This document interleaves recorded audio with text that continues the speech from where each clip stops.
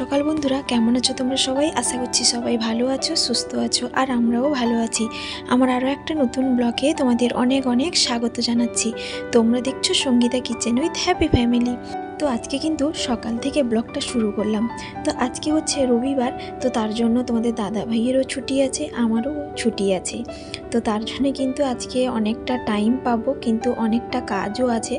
তো যাই হোক, তোমরা দেখতে থাকো, আশা করছি তোমাদের ভালো লাগবে। আর যদি ভালো লাগে একটা লাইক দিতে কিন্তু ভুলো না।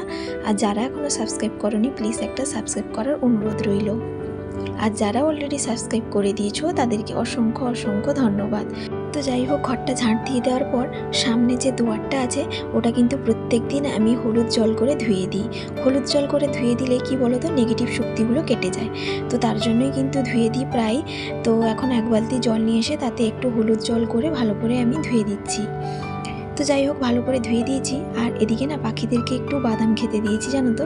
তো পাখিরা এসে কিন্তু সকালে প্রচুর পরিমাণে কিচিরমিচির করে, আর এলেও কিন্তু বেশ ভালো লাগে, জানো তো। পাখিদের আওয়াজ, গান খুব সুন্দর লাগে, ওদেরকে একটু খেতেও দিই। তো যাই হোক, তারপরে চলে এলাম রান্নাঘরে। আর রান্নাঘরে এসে কিন্তু আমার প্রাকৃতিক পরিবেশটা ভীষণ সুন্দর লাগে, জানো তো। এখানে হয়তো রান্না করি না, কিন্তু অন্যান্য কাজগুলো করে থাকি, কারণ কিচেনে চিমনিটা এখনও বসেনি, তো তার জন্য। তো যাই হোক, তারপরে রান্নাঘরে এসে কিন্তু এখানে প্রথমে শরবত বানিয়ে নিচ্ছি। কি বলতো, সমুর শরীরটা ভালো নেই, তো তার জন্য ওকে একটু পালু শরবত দিলাম। আর ও না পালু শরবতটা খেতে ভীষণ পছন্দ করে, তো তার জন্য বানিয়েও দিই। তো যাই হোক, তারপরে চান করে চলে এসেছিলাম। এখানে আমি ঠাকুর পুজোটা সেরে নিয়েছি। আর একটা ভিডিওর মাধ্যমে সব কিছু দেওয়া সম্ভব নয়, তো তার জন্য আর দেখাইনি আজকে পুজোটা। আর সব দিনও দেখালে তোমাদেরও ভালো লাগবে না। তো যাই হোক, পুজোটা শেষ করে নিয়েছি। আর এদিকে সমুর কাণ্ড দেখো, সাবান এখানে ছিল, সাবান নিয়ে হাতে ভালো করে ঘষে ফেনা করছে। তো ও সাবান, জল আর কাদা এইসব জিনিস পেলে আর বলতে হলো না। আমি বলছি যে পড়ে যাবে, এদিকে পালিয়ে আসো না, কোনো কথাই শুনছে না ও। তো যাই হোক, হাত ধুয়ে ভালো করে ওকে নিয়ে এলাম। তারপর এখানে চা করে নিচ্ছি। চা মামা দিদাও খাবে আর আমিও খাবো। তো প্রথমে মামা দিদাকে দিয়ে আসি চাটা। তো মামা দিদাকে চা দিয়ে এসে তারপর সমুর জন্য একটু কেলক্স করে দিচ্ছি। আর ওতে একটু বর্নভিটা মিশ্রি দিয়েছি আর দুধ দিলাম। তো খেতে পছন্দ করে, তো তার জন্য এইভাবেই আমি ওকে বানিয়ে দিই। আর তারপর এখানে আমিও চা নিয়ে এসেছি, আর একটু ঝুরি আর মুড়ি নিয়ে এলাম। তো ইচ্ছে হলো, তো তার জন্য। আর মামা দিদাকেও একটু ঝুরি মুড়ি দিয়েছি, জানো তো। মামা দিদা বিস্কিট খাবে না বললো, তো তার জন্য তুলেও নিয়েছি। তো এই যে ছেলে আর মামা দিদা আর আমি বসে এখানে চা খাচ্ছি। আর যেদিন ছুটি থাকে একটু বসে আরাম করে চাটা খেতে পাই, না হলে তাড়াহুড়োর মধ্যে দিয়ে চাটা খেতে হয়। তো একটা মুড়ি খার তরকারি করব, তো তার জন্য মামা দিদিকে বললাম একটু সবজি কেটে দিতে। তো কিছু সবজি কেটে দিয়েছে। আর তারপর এখানে আমি রান্নাটাও বসিয়ে দিয়েছি। আজকে না ওই কুমড়ো দিয়ে একটু সব রকম সবজি দিয়ে চচ্চড়ি বানাচ্ছি। এই চচ্চড়িটা আমাদের খেতে কিন্তু খুবই ভালো লাগে। আর নতুন না পুঁই শাক হয়েছে, জানো তো। তো তার জন্য অল্প করে একটু তুলে নিয়ে এসেছিলাম, একটু চচ্চড়ির মধ্যে দিয়ে দিলাম, বেশ খেতে ভালো লাগবে। আর এরই মধ্যে ভাতের হাঁড়িতেও জল নিয়ে চলে এসেছি, ভাতটা বসিয়ে দিব। আর এদিকে চচ্চড়িটা হয়ে গেছে, এখন নামিয়ে নিচ্ছি। আর এরকম চচ্চড়ি খেতে ভীষণ কিন্তু ভালো লাগে, জানো তো। তো তার জন্য মাঝে মধ্যে একটু বানিয়ে থাকি। আর ওইদিকে ভাতের হাঁড়িটা বসিয়ে এদিকে তোমাদের দাদাভাইকে মুড়ি খেতে দিলাম। ও আবার বাজারে যাবে। অনেকটা সময় হয়ে গেছে, কিন্তু এখনও বাজার আনতে যায়নি, মানে মাছ আনবে হয়তো, তো সেই কারণে। তো যাই হোক, এখন আমি যাচ্ছি পুরনো বাড়িতে। তো পুরনো বাড়িতে এসে প্রথমেই কিন্তু দাদুভাইয়ের সঙ্গে দেখা করে নিচ্ছি। আর দাদুভাইকে এত সুন্দর লাগে, সে আর কি বলবো, পুরো যেন কিউট। তো যাই হোক, দাদুভাইয়ের সঙ্গে একটু গল্প গুজব কথাবার্তা বলছিলাম। আর সমু কিন্তু ওকে ধরলে আর ছাড়ে না, প্রচণ্ড পরিমাণে বিরক্ত করায়, জানো তো। আর বাচ্চা তো বাচ্চাকেই বেশি আদর করতে পছন্দ করে। তো যাই হোক, পুরনো বাড়ি থেকে কিছু জিনিসপত্র নিয়ে এলাম, মানে আমার স্টেশনারি কিছু জিনিসপত্র। আর এই যে ফটো ফ্রেমটা দেখতেই পাচ্ছ, তোমাদের দাদাভাই আর আমার বিয়ের একটা ছবি সিঁদুরদানের সময়। তো ওটা না ওকে একটা গিফট করেছিলাম, এটা আমি নিজের হাতেই বানিয়েছিলাম, জানো তো। তো পরে যদি কোনোদিন সুযোগ হয় ভালো করে দেখাবো, কারণ এখন বেশি সময় নেই।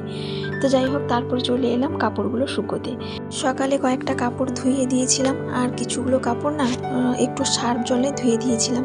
তো সেগুলো এখন রোদে দিয়ে দিচ্ছি। প্রত্যেকটা বাড়িতে প্রত্যেকটা মহিলাদের কিছু না কিছু কাজ লেগেই থাকে, আর সেই কাজটাকে হাসি মুখে করে নেওয়াটাই সেটাই হচ্ছে জীবন। তো তুমি যদি নিজেকে সুখী এবং খুশি রাখতে চাও তাহলে কিন্তু তোমাকে সবসময় অনবরত কর্মব্যস্ততা জীবন বেছে নিতে হবে। কারণ আমি মনে করি যখন মানুষ একটা কাজের মধ্যে ব্যস্ত থাকবে তখন কিন্তু সেই একমাত্র ভালো থাকবে। যখন তুমি দেখবে তোমার লাইফে কোনো কাজ থাকবে না তখন কিন্তু তোমার মাথার মধ্যে উল্টো পাল্টে চিন্তাগুলো মাথার মধ্যে ঘুরে বেড়াবে। আর তুমি যদি জীবনে কর্মব্যস্ততা থাকো তখন কিন্তু একমাত্র তুমি ভালো থাকবে। জীবনে কিছু করতে চাইলে তোমাকে পরিশ্রম অবশ্যই করতে হবে। তুমি যদি সারাদিন ভেবে থাকো যে আমি সারাদিন বসে থাকবো, আমার কাছেই যেন সব কিছু চলে আসে, সেরকম কিন্তু কেউ আশা করো না। কেউ কিন্তু জীবনে সেরকমই কিছু করতেও পারবে না। জীবনে যদি কিছু করতে চাও তাহলে নিজেকে সবসময় কাজের মধ্যে ব্যস্ত রাখতে হবে। জীবনে কিছু পেতে চাইলে তোমাকেও সেইভাবে দামটা দিতেই হবে। তো যাই হোক, তোমাদের দাদা ভাই এখানে কিছু বাজার নিয়ে এলো। তো আজকে দেখলাম মাংস নিয়ে এসছে, জানো তো এত দেরি করে গেছে, তো মাছ সেরকম ভালো পায়নি, তো তার জন্য মাংসটা নিয়ে চলে এলো। আর আজকে কিন্তু এই নতুন বাড়িতে প্রথম মাংস রান্না হবে। তো যাই হোক, ব্রয়লার মাংস নিয়ে এসেছিলো, তো তার জন্য আমি লবণ আর একটু লেবু মাখিয়ে রাখলাম, মানে পাতি লেবু, জানো তো ওই পাতি লেবুটা দিলে না বেশ সেন্টটাও ভালো হয় এবং মাংসটাও না গলে যায় না।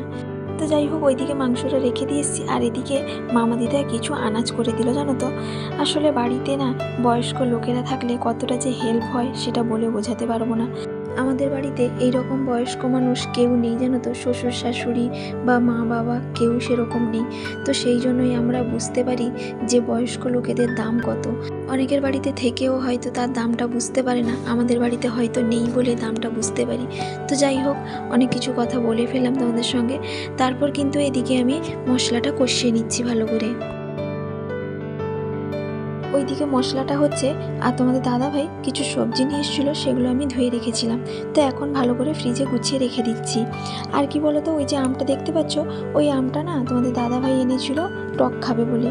তো ওই আমটা কিন্তু হালকা পেকেও গেছে। তো যাই হোক, ওটা আর রান্না করাও হয়নি। তো এখন ফ্রিজের মধ্যে ভালো করে আমি ঢুকিয়ে দিচ্ছি সবজিগুলো। তো এখনও পর্যন্ত কিন্তু আমি মশলাটা ভালো করে কষিয়ে নিচ্ছি। কি বলতো, আমার মা বলতো মশলা যত কষাবে মাংসর টেস্ট কিন্তু ততই ভালো হয়। তো যাই হোক, রান্না করতে করতে তোমাদের প্রাকৃতিক পরিবেশটাও দেখে নিলাম।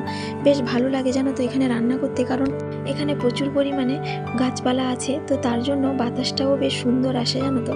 তো তার জন্যই কিন্তু বেশ ভালোই লাগে এখানে বসে রান্না করতে। কিন্তু একটা সমস্যা কি বলতো, গ্যাসটা জ্বলতে কিন্তু একটু সমস্যাও হয়। তো যাই হোক, ওদিকে মাংসটা বসিয়ে দিয়ে এসেছি আর এদিকে মামা দিদাকে বলছিলাম একটু আলু কেটে দিতে। তো আলুটা কেটে দিয়েছে মামা দিদা। তো তারপরে আরও একবার মাংসটা ভালো করে কষিয়ে নিচ্ছি, তারপরে আলু দেবো। তো ওদিকে মাংসটা কষানো হচ্ছে, এদিকে আমি কয়েকটা যে থালা বাটি বেরিয়েছিল তো সেগুলো আমি মেজে ভালো করে ধুয়ে নিচ্ছি। একটা কাজ করতে করতে অন্য কাজটা যখন করে নেব না তখন কিন্তু বেশি সমস্যা হয় না। তো আমি কিন্তু সবসময় এই রকমই কাজ করার চেষ্টা করি। তো যাই হোক, তারপরে কিন্তু আমি মাংসের মধ্যে আলু দিয়ে ভালো করে কষিয়ে নিচ্ছি। তো ওদিকে মাংস কষানো হচ্ছে। তো গতকাল রাত্রে যে কয়েকটা বাসন ধুয়ে রেখেছিলাম সেগুলো জল শুকনো হয়ে গেছে, তো সেগুলো এখন ভালো করে গুছিয়ে রেখে দিচ্ছি। একটার সঙ্গে একটা কাজ করে নিলে না সেরকমও মনে হয় না যে অনেকটা কাজ করে নিলাম। তো যাই হোক, মাংসটা এখানে কষানো প্রায় হয়ে এসছে, দেখতেই পাচ্ছ বেশ সুন্দরভাবে লাল লাল হয়ে গেছে। আর মাংসর মধ্যে আমি লেবু দিয়েছিলাম না, তো তার জন্য মাংসগুলো দেখতেই পাচ্ছ বেশ কিন্তু শক্তও আছে, একেবারে কিন্তু গলে যায়নি। তো যাই হোক, মাংসের মধ্যে আমি জলটা দিয়ে দিলাম, দিয়ে এখন ভালো করে একটু ফুটিয়ে নেব। আর এদিকে সমুর জন্য একটু জল গরম করেছিলাম চান করাবো বলে। ওর কাণ্ড দেখো, একা চান করছে, কোনো সময় ও কিন্তু চান করতে দেয় না। যবে থেকে একটুখানি পেরে উঠেছে তবে থেকে এইরকমই সমস্যাগুলো তৈরি করছে। তো যাই হোক, ওর চান করা কমপ্লিট হয়ে গেছে আর এদিকে মাংসটাও প্রায় হয়ে এসছে, দেখতেই পাচ্ছ। তো এখন রান্নাবান্না কমপ্লিট, একেবারে লাল লাল মাংসের ঝোল। আর ওইদিকে বড়দি কিছু তরকারিও দিয়ে গেছে সমুর জন্য, চিংড়ি মাছটা খেতে ভীষণ পছন্দ করে, তো তার জন্যই কিন্তু দিয়ে গেছে। আর এদিকে সমুর কাণ্ড দেখো, খেতে বসে গেছে একা একা, আর কেউ খাক আর না খাক। তো বেশ গরম ছিল, ওকে বললাম, ও শুনলো না, বাটিটা ধরে নিল। তো যাই হোক, ওকে একটু ভাতটা মাখিয়ে দিই, জানো তো, দিলে ও খেয়ে নেবে, বেশ গরম আছে তো, তো তার জন্য। আর মাংস হলে ওকে কিন্তু বলতেও হয় না যে খাবে আসো বলে, ও কিন্তু আগে থেকেই বসে যায়, দেখতেই পাচ্ছ। ও কিন্তু বেশ আরাম করেই খাচ্ছে আর বলছে মামাম ভালোও হয়েছে। যাই হোক, দেখবে সন্তানের কাছে যদি মা রান্না করে দেয় খারাপ হলে ও কোনোদিন বলে না যে খারাপ হয়েছে। তো যাই হোক, এখন বড়দির ঘরে শেষদির ঘরে দেব, আর মামা দিদা আমার আর তোমাদের দাদা ভাইয়ের জন্য বেড়ে নিয়েছি। তো যাই হোক, এখন খেতে বসে গেছি লাল লাল মাংসের ঝোল, আর অনেক কিছু তরকারিও আছে, কারণ বর্দি তরকারিগুলো দিয়ে গেছিলো, আর পাতিলেবুর রসটা দিয়ে খেতে কিন্তু বেশ ভালোই লাগে। তো যাই হোক, এখন খেতে থাকি, তারপর তোমাদের সঙ্গে কিছু কথাও বলে নিই। মানুষ কখন সুখী থাকে? যখন দেখবে মানুষের সবসময় কাজ থাকে তখন কিন্তু সুখী থাকে আমি মনে করি। কারণ তুমি যদি কাজে ব্যস্ত থাকো, তোমার মাথার মধ্যে উল্টাপাল্টা চিন্তাও থাকবে না, বা তুমি কারোর বাড়িতে গিয়ে আড্ডাও মারবে না। যখন দেখবে তুমি কারোর বাড়িতে গিয়ে আড্ডা মারছো, তখন একটা না একটা কথা বেরোবে, আর সেই কথা থেকেই কিন্তু অনেক সমস্যাও তৈরি হয়। তার জন্য নিজের বাড়িতে থেকে যতটুকু পরিশ্রম করার করো এবং ভালো থাকো, সুখী থাকো। নিজের বাড়িতে কিন্তু যতই তুমি কাজ করো না কেন, কিন্তু কোনো মনে হবে না যে আমি এতটা কাজ করে ফেললাম। কিন্তু এই কাজটা যদি লোকের বাড়িতে গিয়ে করো, তখন মনে হবে আমি ওই বাড়িতে গিয়ে কত কাজ যেন করে এলাম। তো যাই হোক, নিজেকে কর্মব্যস্ততার মধ্যে রাখো, নিজেকে ভালো রাখো, সুখী রাখো, এটাই কিন্তু আমি চাই। তো এটা প্রত্যেকেরই করা উচিত। তো যাই হোক, আজকে কিন্তু মিস্ত্রিবাবু ডবল রং করতে এসেছিলেন, তো উনি রং করছেন দেখতেই পাচ্ছ। তো তারপর কিন্তু ওনার জন্য একটু মুড়ি খাওয়ার ব্যবস্থা করেছি, যেহেতু মাংস তরকারিটা ছিল, আর সঙ্গে আলু ভাজা আর মিষ্টিও দিয়েছি। আর এদিকে সমু বসে খাচ্ছে কিসে করে, দেখো ওই যে ছোটোবেলাকার গাড়ি ছিল ওইটাতে বসে খাচ্ছে। তো তারপর আমি মিস্ত্রিবাবু আর দিদার জন্য একটু চাও করলাম। তো যাই হোক বন্ধুরা, আজকের আমার এই ব্লগটা কেমন লাগলো অবশ্যই কিন্তু জানাবে। তো সবাই ভালো থাকবে, সুস্থ থাকবে, আবারও দেখা হবে।